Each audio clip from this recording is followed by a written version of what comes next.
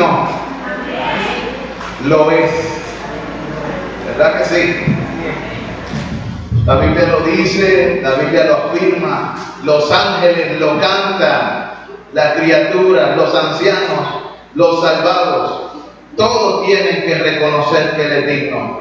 Hasta en el infierno los condenados sabrán que no tan solo Él es digno, tendrán que confesar que Él es Señor. Alabado sea su nombre por siempre. Te damos gracias, Señor, en esta mañana por la palabra. Te rogamos que tú hables a nuestros corazones por medio de ella. Queremos proclamar tu nombre y las verdades que tú enseñas en las sagradas escrituras, las que nos hacen sabios para la salvación que es en Cristo Jesús. Ahora te ruego que nos capacites y también nos prepares en este día con tu verdad, en el nombre de Jesús. Amén y amén. Durante las últimas 2 semanas hemos estado predicando acerca de el poder de la salvación, o el poder para la salvación, el Evangelio de la gracia. Y cuando hablamos del Evangelio de la gracia, enfatizamos varias doctrinas en este mensaje. La elección por Dios. Amén. Dios es el que elige. Dios es el que, Jesucristo es el que expió por nuestro pecado. Así que la segunda doctrina era la redención particular. La tercera era el llamamiento eficaz, que cuando Dios decide llamar a alguien para salvación, no se puede oponer. Esa persona será transformada. Amén. Y finalmente, la perseverancia de los santos. Los verdaderos santos perseveran hasta el fin por una razón, porque son preservados por Dios. Todo esto es necesario para la salvación por una razón, y es que el hombre es depravado. El hombre ha caído de su estado primero y tiene una naturaleza inclinada hacia el mal. Se le hace el mal demasiado fácil y el bien se le hace trabajoso. Y debido a que esto es así, a causa del pecado, es necesario que para ser salvo Dios tenga que tomar la iniciativa y elegirnos. Porque Dios miró sobre los hijos de los hombres a ver si había alguno bueno que buscara al Señor, y cuántos halló. La Biblia dice que no halló a ninguno. Y esto se repite en el Salmo 14, en el Salmo 53 y en el Nuevo Testamento en Romanos 3.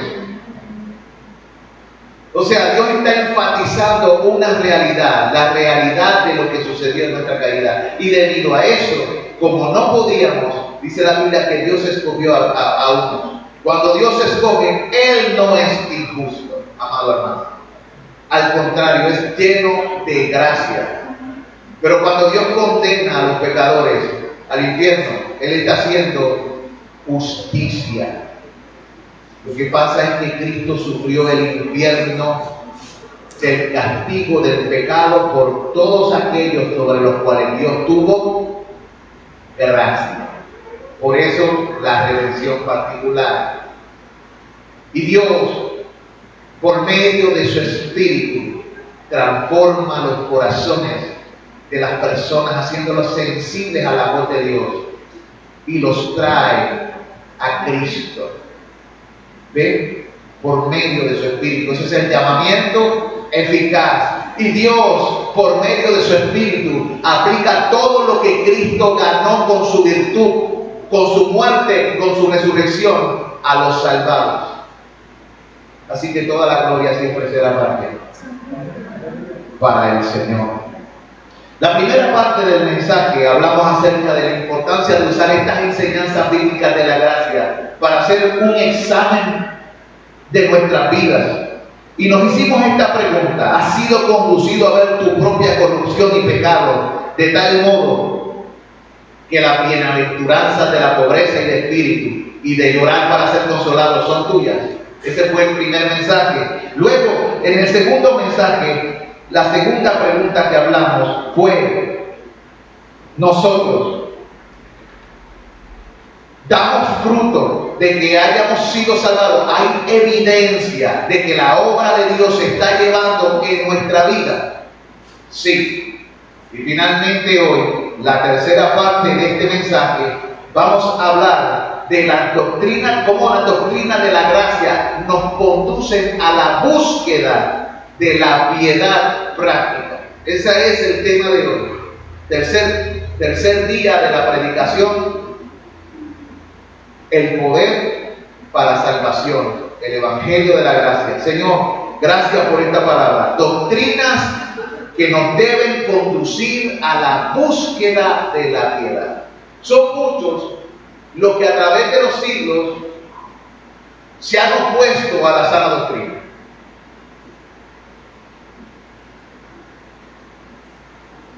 Y deformaron el Evangelio, atribuyendo al hombre capacidades que no están en él, como la capacidad para salvarse, o como la capacidad de decidir salvarse. La Biblia dice: no me elegisteis vosotros a mí, sino yo os elegí a vosotros.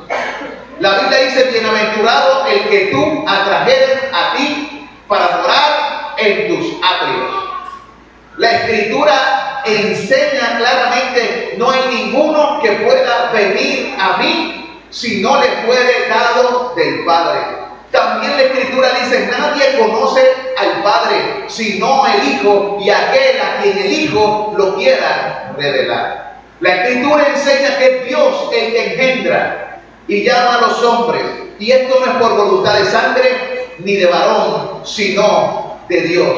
La Escritura enseña que los gentiles se regocijaron y creyeron todos los que estaban ordenados para vida eterna. La Escritura enseña en el libro de Efesios que somos benditos porque Dios desde la eternidad pasada nos escogió desde antes de la fundación del mundo para ser adoptados hijos suyos por medio de Jesucristo, por el puro afecto de su voluntad. Fuimos escogidos en el amado, y esto para la alabanza de la gloria de su gracia. Ahora, todas estas verdades no nos excusan de nuestra responsabilidad. Una persona que ha entendido las doctrinas de la gracia no es un libertino.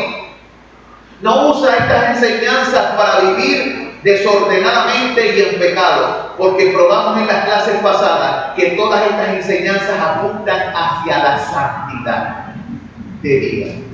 Por lo tanto, el que entiende bien estas doctrinas bíblicas, estas enseñanzas bíblicas de la gracia, es una persona que vive para Dios y para ser santo, y busca la piedad. La palabra piedad significa una vida de obediencia, devoción profunda y fervor por Dios.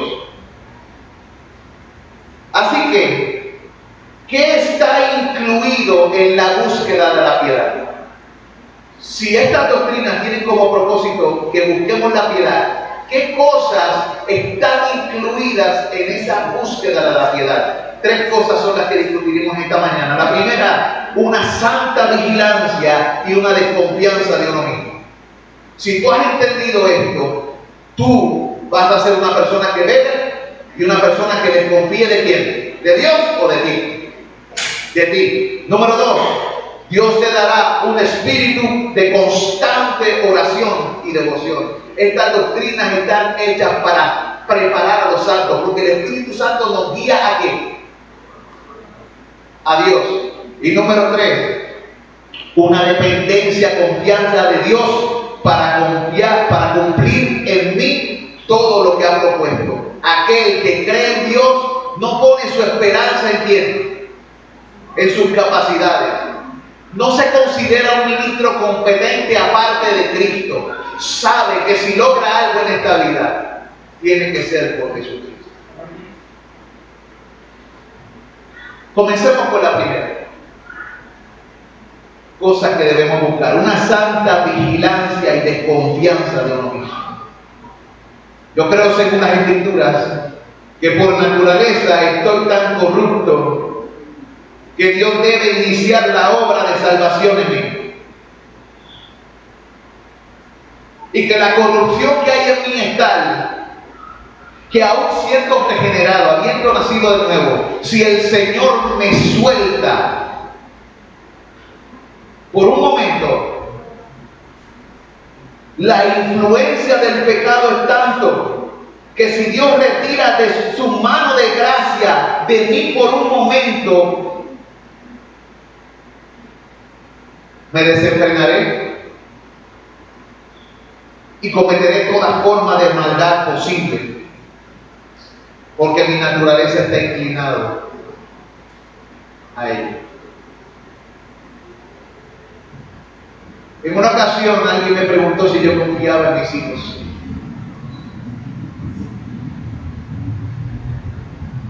Eso es un error. La gente dice, no, que tienes, no. Yo no confío en mí. Voy a confiar en mis hijos. ¿Ves lo que estoy diciendo? En la Biblia no se me enseña a confiar en mí. Se me enseña a confiar en quién. Tanto yo como mis hijos somos capaces de cometer las peores atrocidades si Dios quita su mano. Ahora, yo le confío a Dios mis hijos. ¿Están entendiendo? Y le confío a Dios mi vida. Pero no puedo confiar en Él.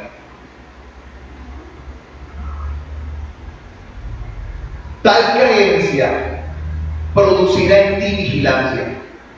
Si tú crees esto, producirá esto en ti vigilancia. Y una sana desconfianza de ti mismo.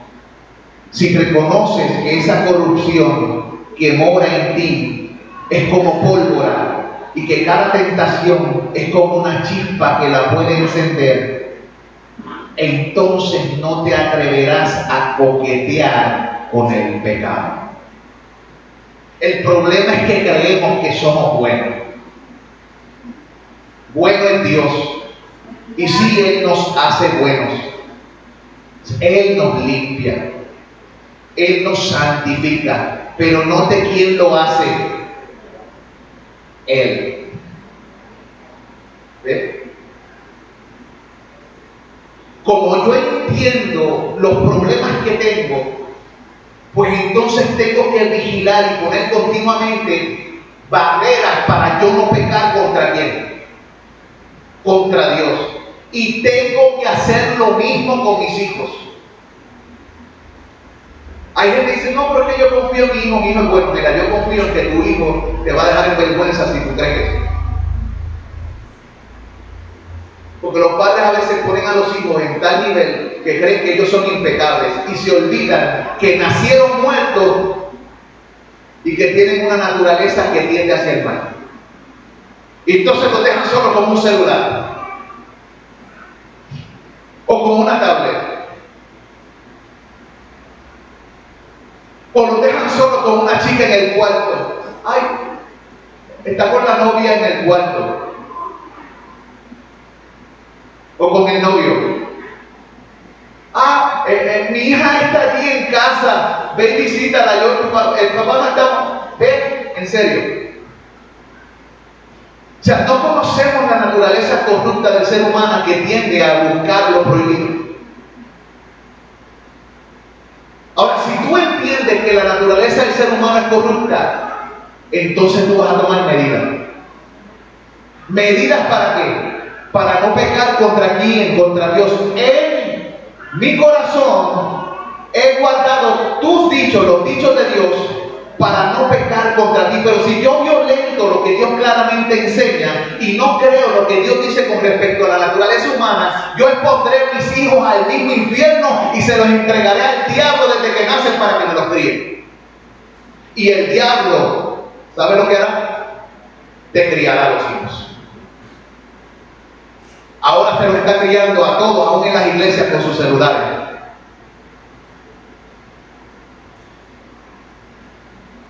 El aumento de la gente que tiene problemas de pornografía ha aumentado a niveles exorbitantes. Esa es la industria que más dinero gana. La industria de la perversión. Es uno siendo cristiano y teniendo páginas de Facebook y sin tener, la gente le envía esas porquerías para que uno caiga. Y por eso es importante que nosotros pongamos barreras y hagamos como Job puso, dice, algo para cubrir sus ojos, para no mirar a la Virgen. Tenemos que empezar a cuidar lo que entra a la mente. Para ello tenemos que entender que el pecado está a la puerta.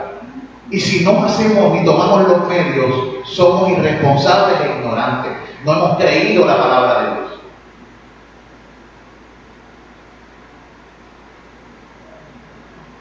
Mire, amado, esto es fuerte. Si saliendo de una iglesia caracterizada por el legalismo, que tiene una lista superficial de prohibiciones humanas que no tienen valor alguno contra los apetitos de la carne, ahora descubro la gran libertad que tengo en Cristo. Esa libertad y esta enseñanza de la gracia me ayudará a no tomar esa oportunidad para el libertinaje. Porque tanto la elección como la expiación, como el llamado eficaz, como la perseverancia tiene que ver con la santidad, no con el libertinaje. Alguien tuvo que morir por mi pecado. No era culpa del que murió, era mi culpa.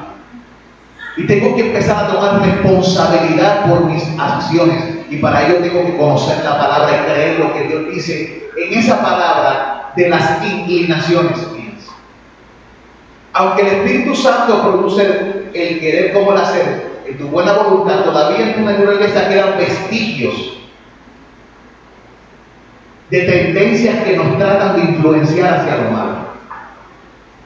Y el problema es que podemos ser suicidas en excusar esos desliz, supuestamente. Pero esos desliz no son otra cosa que son pecados.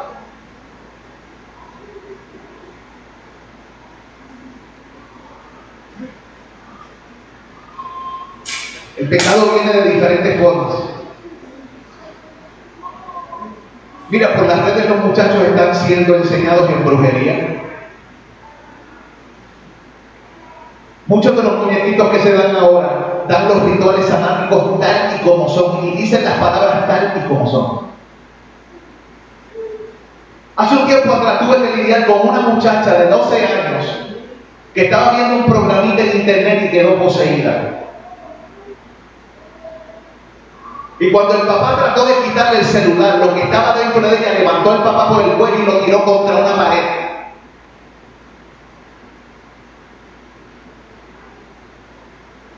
Y después él no sabía por qué habían sucedido esas cosas. Y lo que estaba poseyendo a esa niña después trató de apoderarse de una niña de 3 años que él tiene. Y lo amenazó a él frente a su esposa, y él no creía porque los dos eran inconversos. Y para que esa muchacha tuviese tranquilidad tuvo que aparecer la abuela de él, que la abuela de él sí era creyente. Es importante, iglesia, que tú y yo entendamos la importancia de que la gracia nos lleva a la santidad, a un cambio de vida. Si no hay cambio de vida, ¿nos tocó la gracia? Si no hay cambio de corazón, ¿nos tocó la gracia? Si no hemos pasado de muerte a vida al creer en Cristo, ¿realmente nos tocó el Señor? Y si nos tocó el Señor y nos ha despertado, pues ahora vemos lo que antes no veíamos. Ahora vemos la profunda maldad que reinaba en nuestros corazones. Y cuán peligroso es, y cuán fácil tú y yo, aún siendo líderes en la iglesia, podemos ser desviados si tan solo Dios quita la mano. El salmista dijo: Señor, dejándome tú, yo seré como los que descienden al sepulcro.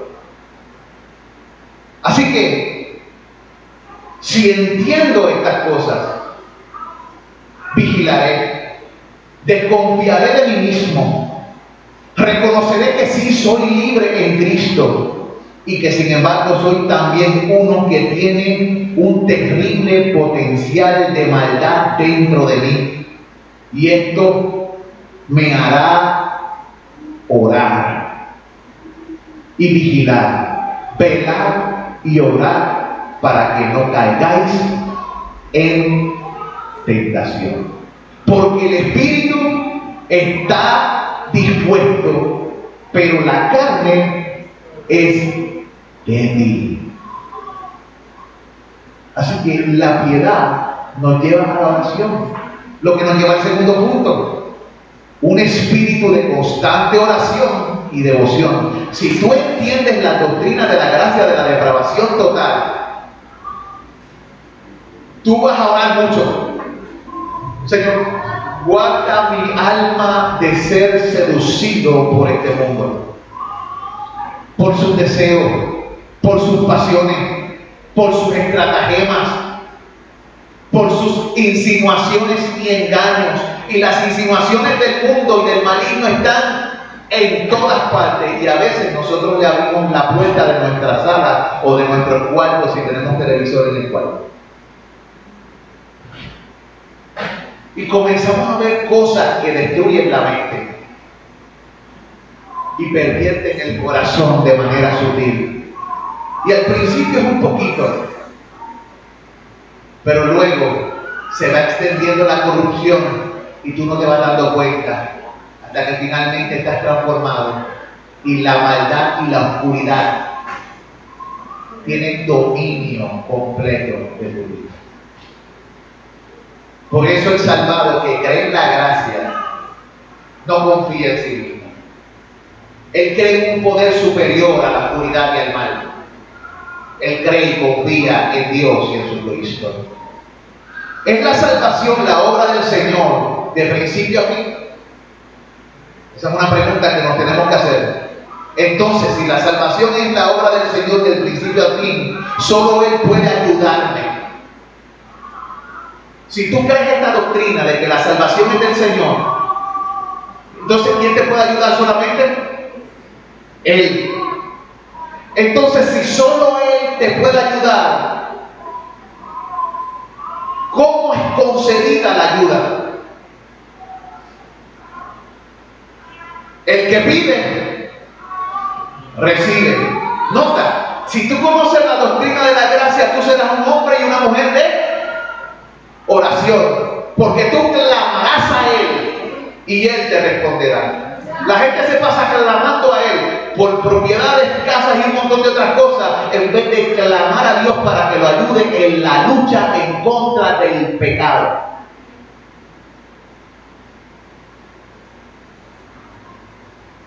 ¿Hace cuánto tiempo tú no lloras por la maldad que te arropa? O por las prácticas que tu hábitos que tal vez tienes que se separan de Dios. Y clamas a Dios: Señor, ayúdame a romper con este pecado o con esta situación. ¿O es que tú crees que ya tú eres completamente buena gente? Mira, nosotros hemos sido santificados y perfeccionados y perdonados. Pero si somos santificados y perfeccionados y perdonados es por una razón. Porque hay una razón para que nos perdonen. Hay una razón para que nos santifiquen y hay una razón para que nos estén perfeccionando. ¿Cuál es? Que todavía no hemos llegado allí. Pablo lo decía de esta manera: no pretendo haberlo alcanzado, sino que prosigo. ¿Ven? Prosigo a la meta. El creyente salvado por gracia, una de las doctrinas que cree es la perseverancia de los santos. Como la cree, persevera. ¿Ven? Estas doctrinas son importantes para vivir la vida práctica. Esto no es simplemente teoría sin propósito. Es teoría bíblica que tiene efectos prácticos en la vida. Mire, Él tiene que obrar, Dios tiene que obrar en mí el querer como el hacer, pero yo como creyente soy responsable de pedirle que lo haga. Es un ciclo. Dios produce, yo le pido. Yo le pido y Él sigue produciendo. ¿Entiendes? Él dice, clama. Él dice que hay cosas en tu vida que Él te concederá sin orar. La Biblia lo enseña, pero hay cosas en tu vida que tú no recibirás sin orar. Por lo tanto, clama. Ora sin cesar. Pídele al Señor. Mano, yo soy un hombre de lectura, pero no de oración. Arrepiéntete de tu pecado. Porque estás diciendo que no te gusta hablar con el que te dio la palabra. Cuando tú lees la palabra, Dios te habla a ti. Pero cuando tú oras, tú le hablas a quién? A Dios. Dios escucha mucho de ti. Imagínate que tus hijos te hablaran tanto como tú le hablas a Dios.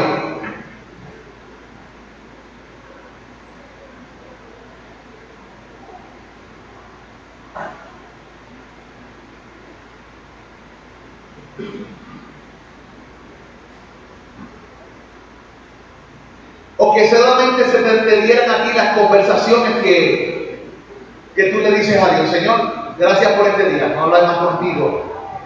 Gracias por la comida, ya. Nos vemos, buenas noches, ya. Y esa es la única conversación que tú tienes con tus hijos por el día, durante la semana, a través de los meses y los años. Eso es una relación. Jesucristo nos dio ejemplo de la importancia de orar. Enseñó a sus discípulos a predicar o orar. Los discípulos se dieron cuenta de la importancia de la oración y le dijeron, Señor, enséñanos a orar. Ellos sabían que algo sucedía cuando Jesucristo oraba. Y los impresionó tanto que en toda la Biblia no dice, enséñanos a predicar. Enséñanos a hablar las Escrituras. No. Pero sí dice, enséñanos a orar. Ellos entendieron que en ese evento sucedían cosas que tal vez no eran percibidas, pero luego se veían los efectos a largo y a corto plazo. Tenemos que ser gente que ora. Y el culto más importante de una congregación debe ser el culto de oración. Spurgeon decía que si la iglesia no es una iglesia de oración y el culto más importante no es de oración, es una iglesia que está muerta. Una iglesia poderosa es una iglesia que ora. Porque es una iglesia que reconoce que no puede convertir corazones, que no puede luchar contra el pecado por sí mismo. Es una iglesia que entiende que sin Cristo nada puede hacer. Una persona que ora es una persona que se humilla. Él sabe que Dios tiene que obrar. Él sabe que el Dios poderoso y soberano ha dado promesas y mandamientos a su pueblo de pedir. Y que ese Dios se compromete a responder. Clama a mí y yo te responderé.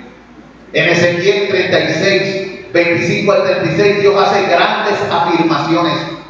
En el versículo 37 dice la Escritura, así ha dicho Jehová el Señor, aún seré solicitado por la casa de Israel para hacerles esto. Lo haré, seré solicitado por ellos. Amados,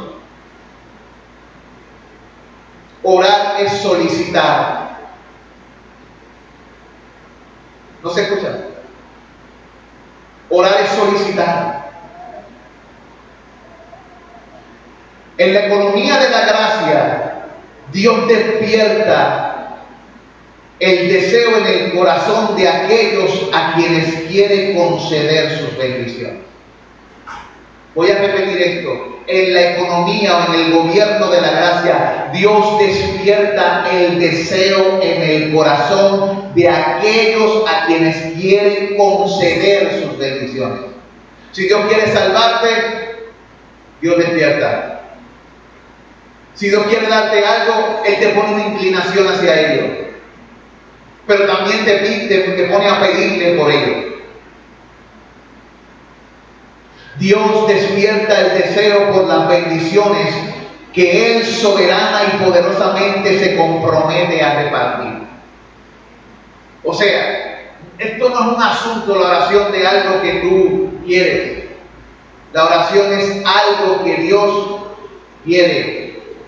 Dios quiere que tú hables con Él, que te comuniques con Él, que permanezcas conectado con Él. Él nos dice claramente: permanecer en mí. Él nos lo está diciendo llanamente. Si no permaneces en mí, no podrás lograrlo.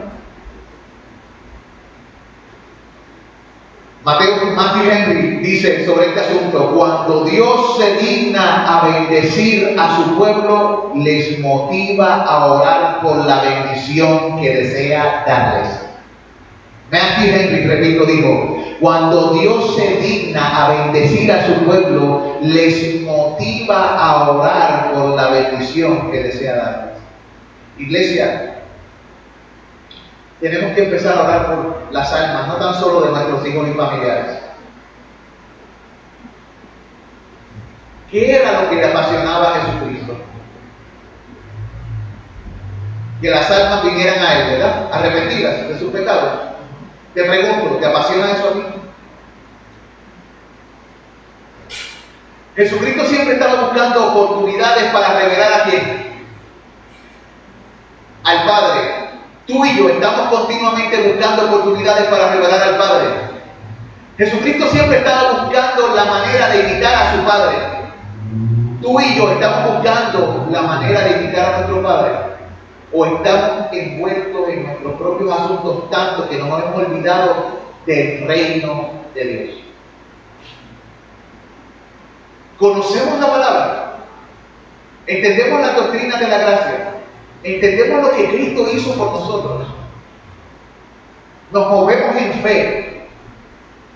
Nos gastamos para Cristo o nos gastamos para nosotros mismos. ¿Para qué nos gastamos?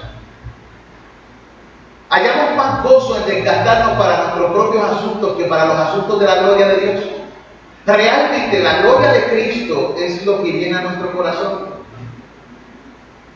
¿Qué te importa más? ¿La voluntad de Dios, su reino y su propósito, o tus propios asuntos? Son preguntas que tú te tienes que hacer. Porque los que han sido elegidos por Dios, redimidos por Cristo, llamados eficazmente por el Espíritu, también son conducidos en el diario a buscar piadosamente lo que le agrada a aquel que los tomó. Entonces tú tienes que evaluarte a la luz de esa doctrina de la gracia. ¿Quién reina en tu vida? Amigo que me escuchas por las redes, hazte estas preguntas. El predicador debe pararse acá al frente, no para traer comodidad a los corazones, ¿sabes? A mí no me interesa que ustedes ni yo esté cómodos. A mí me interesa mucho que usted se sienta completamente insatisfecho o incómodo con la pereza espiritual, con la negligencia. Porque al único que le gusta que usted se sienta cómodo ahí, ¿quién es? El diablo. El diablo quiere que usted permanezca como está y no tenga crecimiento. Pero si Dios lo llamó a usted, lo llamó para crecer en Él, para permanecer en Él y para reflejarlo a Él. Crecer, permanecer y reflejarlo a Él. Es importante que entendamos eso, amados hermanos. Mire, así, si creo la enseñanza bíblica de que Dios salva a los pecadores, no solo regenerándolos y conduciéndolos a la fe y arrepentimiento, sino guardándolos y finalmente conduciéndolos a su presencia. Si esto es así, y creo que esa es su obra, entonces esto producirá en mí una consistente oración. no solo una santa vigilancia y de confianza de mí mismo, sino una constante petición para que Él realice en mí lo que Él prometió. Señor, tú prometiste que me llevaría a la gloria contigo. Tú prometiste que harías una obra conmigo. Pues entonces, ¿qué yo debo pedir? Señor, cumple tu palabra y no me dejes en la condición en que me encuentro, porque sé que la salvación es tuya, solamente tú lo puedes lograr. Por lo tanto, opera en mí, clamo a ti. Si usted piensa que esto se logra con una oración de 5 minutos o de 2 minutos, usted está equivocado, porque Jesucristo dice permanecer en mí.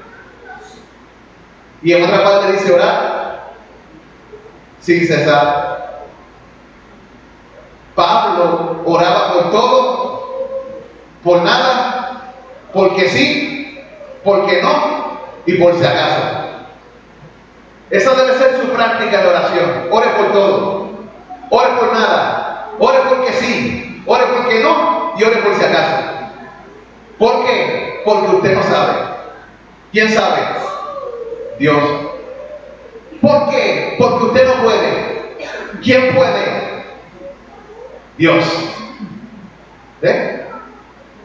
Porque Dios sabe y porque Dios puede, usted debe orarle a Él que puede y a Él que sabe por todas las cosas que pertenecen a la vida y a la piedad. Amado, en su fondo, ¿qué es la oración? Es el reconocimiento consciente de la incapacidad ante Dios. Miren, esta definición de oración. Oración es el reconocimiento consciente de la incapacidad ante Dios. ¿Qué estamos diciendo? Le oro a Dios porque reconozco que no puedo, que soy incapaz. Entonces, haga este examen consigo mismo. Basado en su vida de oración, ¿usted cree en la incapacidad suya? Basado en su vida de oración, ¿usted cree en su incapacidad o usted cree que usted puede sin Dios? Esto es una pregunta que se debe contestar ¿quién? Usted misma. ¿Usted está viviendo como si usted pudiera o usted está viviendo continuamente orando porque usted reconoce su incapacidad? ¿Cree realmente en la doctrina de la gracia? ¿O lo cree intelectualmente y todavía esa doctrina no ha provocado en usted actos de piedad? ¿Cuál sería el acto de piedad? Orar. La disciplina de la piedad. ¿Ven? Ahora, ¿verdad que esto pica? No me conteste, pero me dice, ¿cómo está su vida de oración? Yo oro con los ojos abiertos, porque si oro con los ojos cerrados me pasan varias cosas. Yo no sé si le pasa a usted lo mismo, pero a mí me da un letargo de sueño. Luego me vienen 1300 pensamientos distintos. Luego me vienen a la mente 1000 cosas que hacer. Y se me hace bien difícil, es una lucha orar. Por lo tanto, tengo que continuamente que, cuando oro, tú me ves así. A veces oro en voz alta, a veces oro en silencio, pero con los ojos abiertos. Nadie dice que estoy orando. Y obviamente, si estoy guiando en el carro, no cierre los ojos, por favor. Señor, como tú eres soberano, voy a cerrar los ojos mientras conduzco, porque yo sé que tú me guardas, porque estoy ejerciendo la piedad. No, hermano, usted está haciendo una insensatez que se va en contra de la razón, del sentido común, y usted está tentando al Señor, su Dios. ¿Ven? No tentarás al Señor, tu Dios. No hagan como un grupo de los fariseos. Los fariseos eran 6.000 personas. Y había algunos que querían ser tan piadosos que ellos oraban mientras caminaban con los ojos cerrados, porque querían que la gente lo viera cuán piadosos eran. Y tú veías que esa gente se estrellaba en las paredes, se metía con palos, se tropezaba en la esquina y después se levantaba, seguía orando y caminando. Usted puede leer eso en la historia. No, hermano, no haga eso. Si va a orar caminando, abra los ojos. Aparece en la Biblia en algún momento el cerrar los ojos mientras se ora. ¿Ustedes me encuentran en la Escritura? O sea, es obligatorio cerrar los ojos para orar.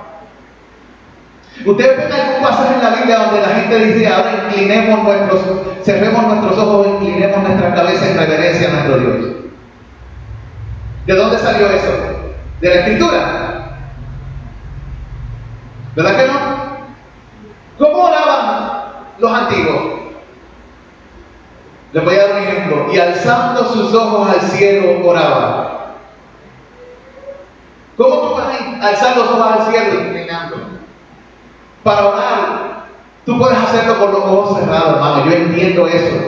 Pero si te estorba porque te hace dormirte, habla con el Señor con los ojos abiertos. Porque ¿qué significa hablar? Orar. Hablar con alguien. Ahora imagínense a mí, ahora estoy aquí hablando con Vanessa. Vanessa, yo quiero decirte, Vanessa, que mañana no voy a poder dar la clase, Vanessa. Estoy inclinando y tengo los ojos cerrados. ¿Está todo bien? Estoy teniendo una conversación con Vanessa. Sí. Tienen que cuidar a los niños. No hay problema, Vanessa. Entonces, si hago eso cada vez que hablo con ella, ¿qué va a suceder?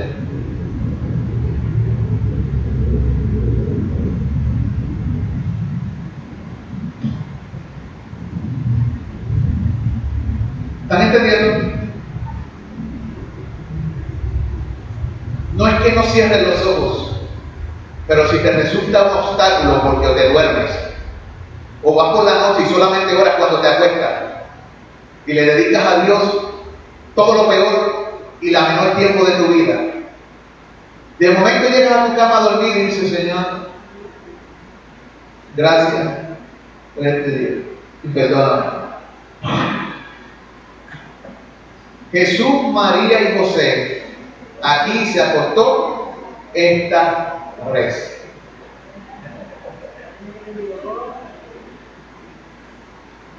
¿Están viendo? Tenemos que comenzar a cultivar una saludable conversación con Dios. Siéntate en una silla, pon una silla al frente, Señor, necesito hablar contigo. O sal afuera. Señor, yo sé que tú estás conmigo, pero acompáñame. Me siento de esta manera, así. Fulano de tal me hizo tal cosa y quiero, yo no sé. Trabaja conmigo porque si no, tú sabes que el mal me viene fácil. Trabaja con mis fragilidades. Ayúdame, Señor, a ser como tú. Concédeme tu paciencia, Señor. Perdóname mis pecados, Dios. Te necesito. Reconozco que si tú no te metes en mi vida, no lo lograré.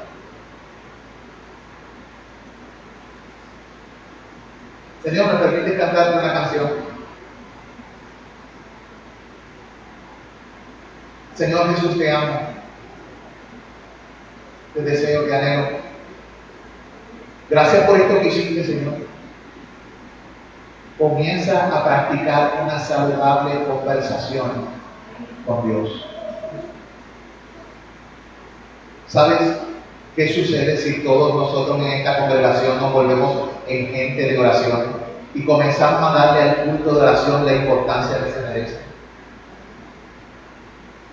Y venimos a orar y a hablar con Dios como un cuerpo. Además de que venimos ya orados, venimos de la oración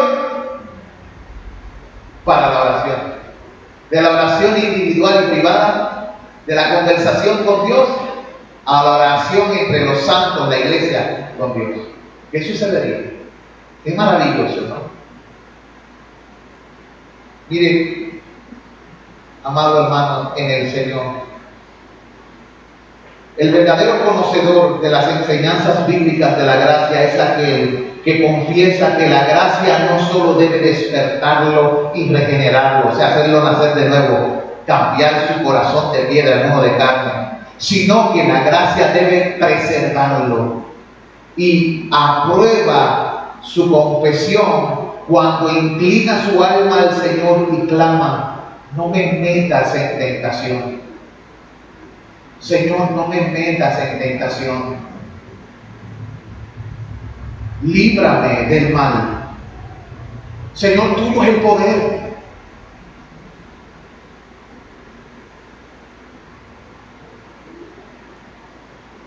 Yo ni siquiera conseguiría mi pan de cada día, Señor, a menos que tú sostengas mi vida y me bendigas con la obra y bendigas la obra de mis manos. No podría ni siquiera tener el pan si tú no me sostienes y bendices la obra de mis manos. Dame el pan de cada día. La enseñanza bíblica que muestra que es Dios quien salva a pecadores produce en el corazón del verdadero cristiano la sana búsqueda de la piedad, la santa vigilancia y una constante devoción en oración. Y finalmente, y último punto, produce una dependencia confiada de Dios para cumplir en mí todo lo que Él promete. Cumple, Señor, en mí todo lo que prometiste. Cuando peco, te pregunto, ¿soy desechado? Cristiano, cuando un cristiano peca, ¿es desechado? ¿Sí o no? ¿No? Cuando tu hijo hace algo malo, ¿deja de ser tu hijo? No. La palabra de Dios dice: 7 veces cae el justo y 7 veces se levanta. ¿Por qué se levanta el justo 7 veces? Porque el Señor sostiene su mano. ¿Habrá caídas? Sí, pero habrá menos caídas. Como un niño que va creciendo. Al principio gatea. Algunos quieren correr antes de gatear, pero se escocotan, se hacen chichones. Sus pies no lo sostienen. ¿Quién lo sostiene? Su Padre. Y Dios hace lo mismo con nosotros. Él no nos suelta ni nunca nos soltará. Pero a veces Él prueba si estamos caminando firmes y hace: vamos a ver si ya ha aprendido. Y no es que nos suelta, Él nos sostiene siempre. A ver si aprendemos a usar su poder. ¿Cuál es el poder que usted usará para caminar? ¿Cuándo usted se tambaleará? Cuando confía en sí mismo. Ahora la gente dice, yo lo veo, aún algunos cristianos, tienes que confiar en ti mismo. Eso es antibíblico. Eso es la enseñanza de este mundo. Confía en ti. Tú puedes. Tú eres el campeón. Despierta el campeón que hay en ti. ¿Qué campeón hay en ti? Eso no es lo que dice la Biblia. Cuando Dios miró, lo que vio fue algo horrible. Y tú necesitas un Salvador. Por eso Cristo murió en la cruz del Calvario. Porque tú no eres el campeón. Hay un solo campeón y se llama Jesucristo. Y el que confía en Él no será avergonzado. Y si se tambalea y cae, será levantado, porque poderoso es el Señor para volverlo a levantar. Poderoso es el Señor. Mire, amado, la enseñanza bíblica que muestra que Dios es quien salva, entonces nos lleva a esta profunda dependencia, confiada en que Dios hará lo que ha prometido. Entonces acudo a Dios como uno que ha pecado y se ha ensuciado con el mal, confesando que mi obediencia no es la base de mi justificación. Y me refugio nuevamente en Cristo. El que conoce el Evangelio, cuando peca, reconoce dónde está el poder, la sanidad y la limpieza. Así que acude nuevamente a quién, al Señor Jesucristo. Si confieso mis pecados, Él es fiel y justo Segunda de Pedro, hay una parte que dice acordándoos. Vaya conmigo a Segunda de Pedro.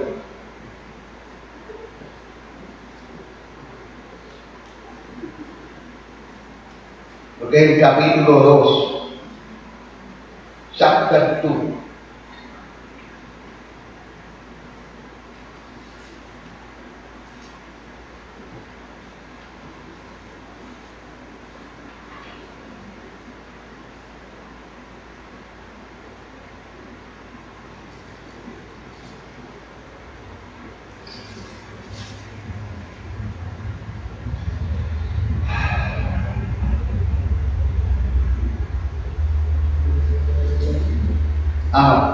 Capítulo 1, versículo 4.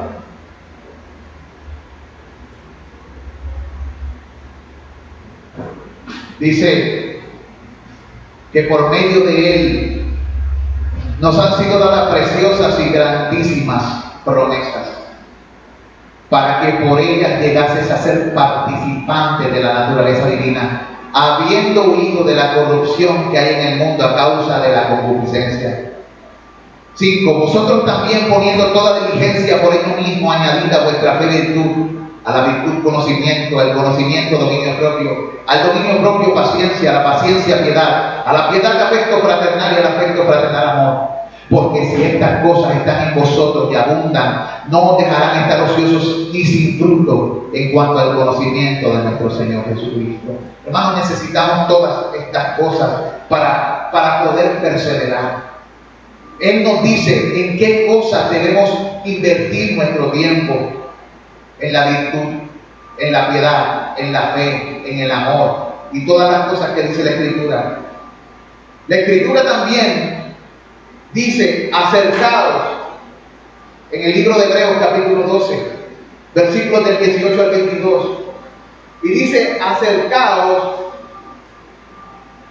Habla de un montón de cosas del antiguo pacto y luego nos habla del mediador del nuevo pacto. Vaya conmigo a Hebreos capítulo 12.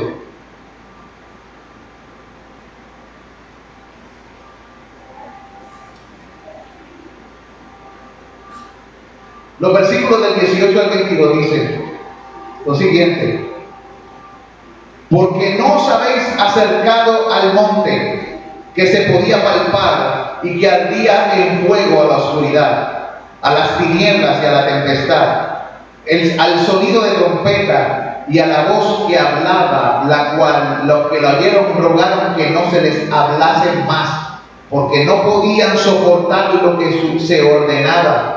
Si aún una bestia tocar el monte será apedreada o pasada con dardo. Y tan terrible era lo que se veía que Moisés dijo: estoy espantado y temblando, sino que os habéis acercado al monte de Sión, a la ciudad del Dios vivo, a Jerusalén la celestial, a la compañía de muchos millares de ángeles, a la congregación de los primogénitos que están escritos en los cielos, al Dios el juez de todos, a los espíritus de los justos hechos perfectos, y a Jesús, el mediador del nuevo pacto.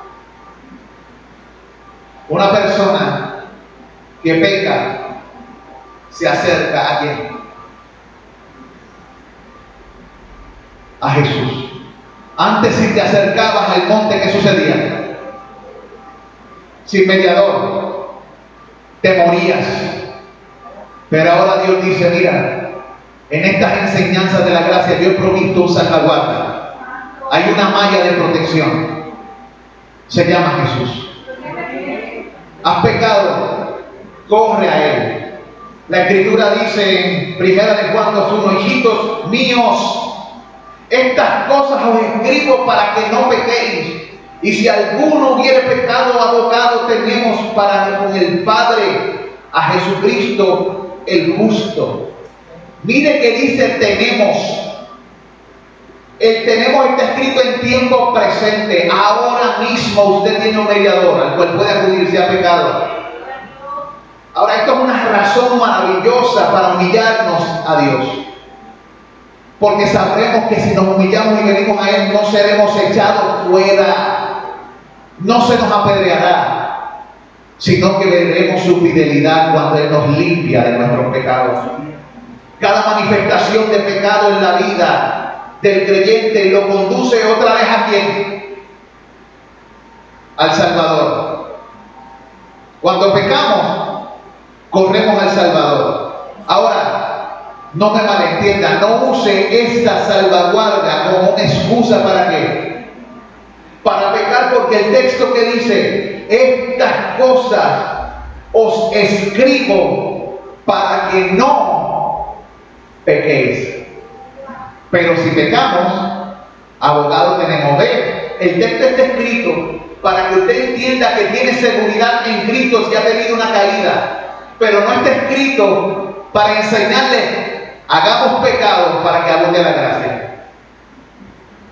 O convirtamos en libertinaje la gracia. No, las cosas que se escribieron fue para que no pequemos.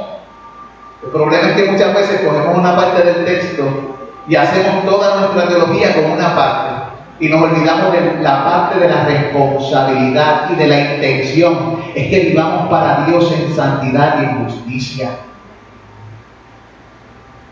La vida es más fragante cuando el Señor pone el beso del perdón en nuestra mejilla. Es bueno saber que tenemos un salvaguarda, pero también es bueno entender que ese salvaguarda pagó un precio muy alto y nosotros no podemos menospreciar su sacrificio, el valor de su sacrificio. El Señor sabía todo acerca de usted y de mí y de nuestros pecados cuando nos llamó. Y en su gracia y misericordia, como un fiel sacerdote, Él siempre presenta por usted los méritos de su sangre. Jesucristo no va a morir por segunda vez, pero cuando Él clama por usted, Él presenta los méritos de su sangre.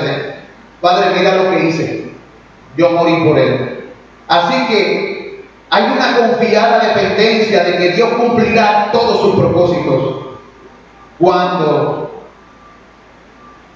soy débil, necesito recordar que Cristo ora por mí. ¿Usted sabe que Cristo ahora mismo ora? ¿No dice la Biblia que está siempre viviendo para interceder? Ahora, si Cristo siempre ora, aún ahora, está hablando con el Padre a favor tuyo, ¿qué debe hacer usted? Pero es una maravillosa bendición saber que Cristo ora por mí. Oró por mí cuando estaba en los días de su carne. No tan solo oro por lo que me diste, sino por lo que han de creer, sino que continúa orando por mí.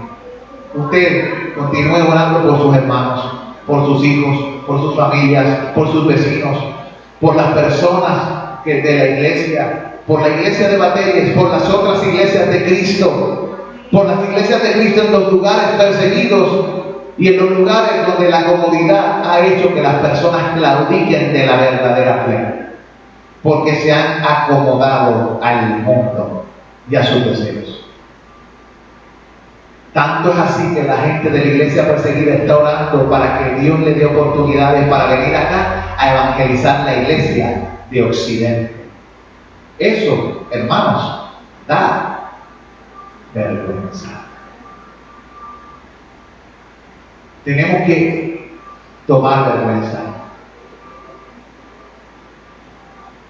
Cuando yo veo y leo lo que esas personas están clamando por nosotros, yo me pregunto si nosotros somos tan firmes y tan propensos a orar por ellos.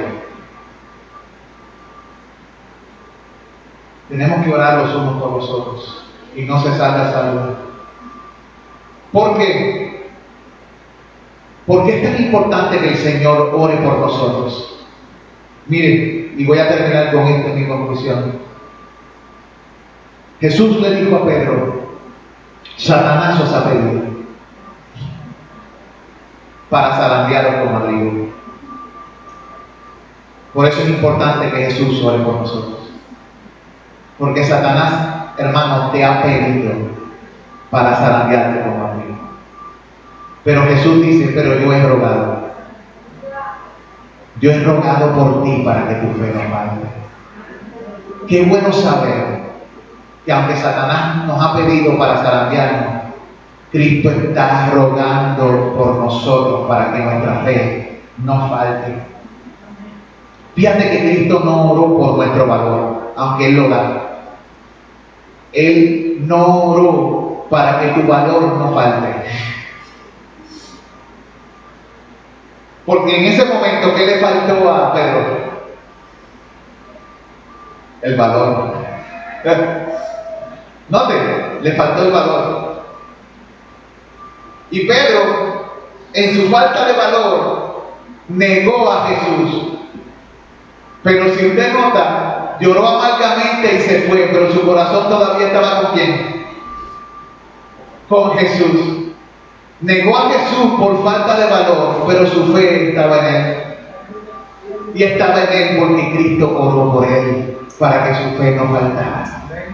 Y Cristo está orando por ti, hermano, y por mí, para que en los momentos de prueba nuestra fe no falte. ¿Por qué has podido sobrellevar tal vez la muerte de un esposo, de un hijo, de un familiar, o una situación difícil? ¿Por qué no has renegado de la fe? Porque Él te ha preservado con el poderoso Espíritu, y Cristo intercede por ti para que tu fe no falte. Amado, aún en la negación, Pedro no abandonó su fe, porque la obra que la bondad de Dios empieza, su brazo poderoso lo termina. La obra que la bondad de Dios empieza, su brazo poderoso la termina. ¿Y hasta cuándo? Hasta el día de Jesucristo, el que comenzó en vosotros la buena obra. Por eso asegúrate de que esa obra se esté dando en ti, porque si comenzó, el Señor la terminará. Una persona que cree y confiesa las enseñanzas de la gracia, es decir, la elección de Dios, la redención particular, el llamado eficaz y la perseverancia de los santos, o sea, a causa de la depravación, pero no posee una santa vigilancia y alguna medida consistente de devoción y una confiada dependencia en Dios y en Cristo para cumplir todo lo que la gracia ha prometido, es una contradicción de términos. Uno que conoce estas enseñanzas manifiesta satisfacción en su trato con sus semejantes. Uno que conoce esta enseñanza no se enorgullece, sino se humilla, porque sabe que si ha logrado en algo en esta vida, no fue por su poder. Si tiene un talento o un don, no fue algo que salió de él, fue algo que le fue dado. ¿Qué tienen que no hayan recibido? ¿Conocen la gracia? Pues ya sabes a quién buscar. Fíjate del Señor de todo tu corazón, hermano. No te apoyes en tu propia prudencia. Reconócelo en tus caminos, en sus caminos, y Él enderezará tus veredas. Amén. Mire, Cristo, pone ahí, vamos a orar y búscate Cristo, muestra a Cristo. Señor Dios Todopoderoso, te doy gracias, Señor.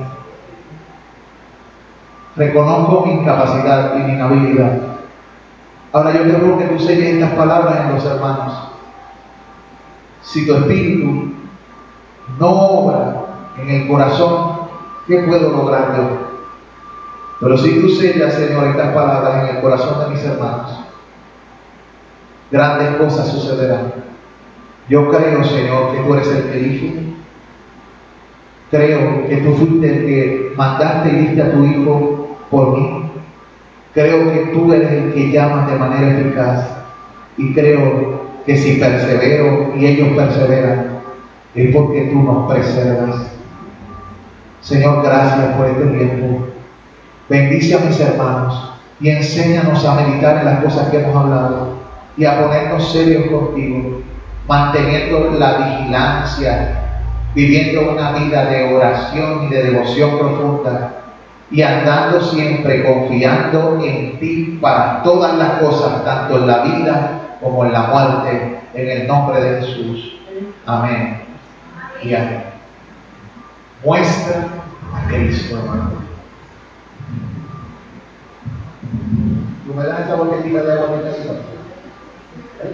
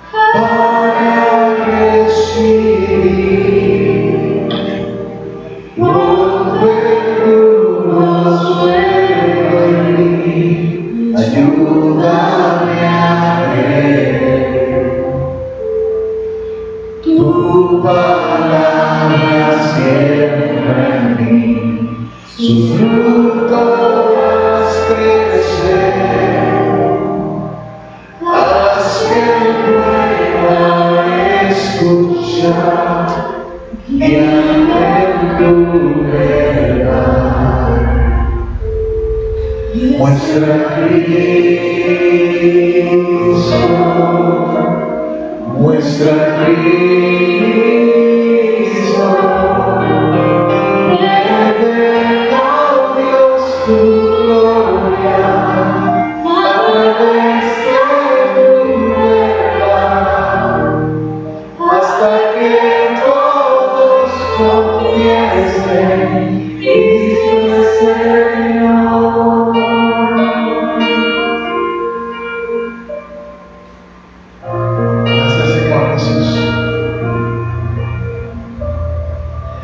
Viva luz es tu verdad, de mi oscuridad,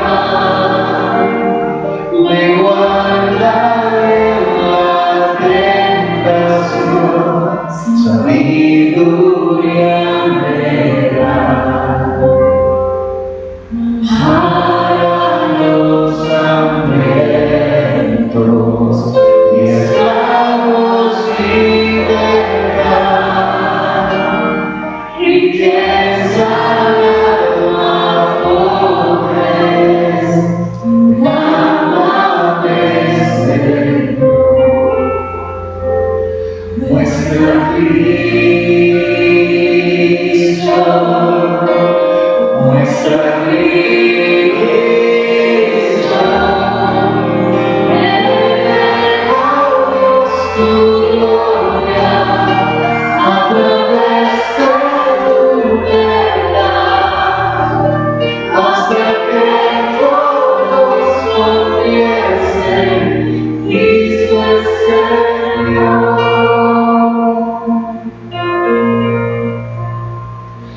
Donde reside Dios, donde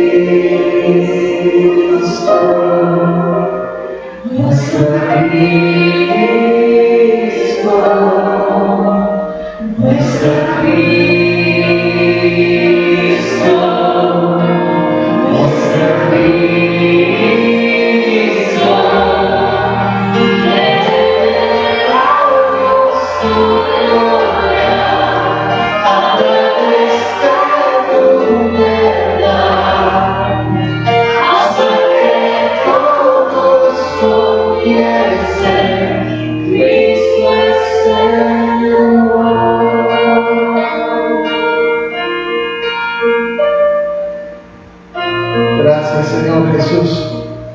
Revélate a ti mismo, Señor. Y revela a tu Padre. Padre, revela a tu Hijo. Y permite que su revelación inunde nuestros corazones y se deje ver en nuestras vidas. En cada cosa que hagamos, de palabra o de hecho, para la gloria del Padre, en el nombre del Hijo, oramos. Amén. Amén. Dios les bendiga. Salud en el amor de Jesús.